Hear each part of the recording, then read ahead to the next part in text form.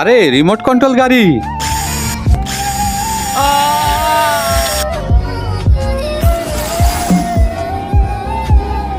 এটা আমি কি দেখতেছি?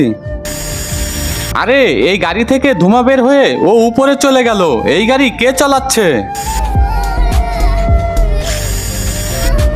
আচ্ছা, তার মানে ওকেও মারতে যাচ্ছে। এই গাড়িটাকে পাথর দিয়ে মেরে ফেলবো। আরে রিমোট কন্ট্রোল গাড়ি।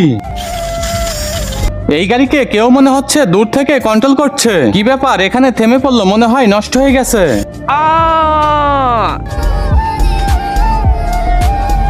কি ব্যাপার, গাড়ি তো এখানে নেই।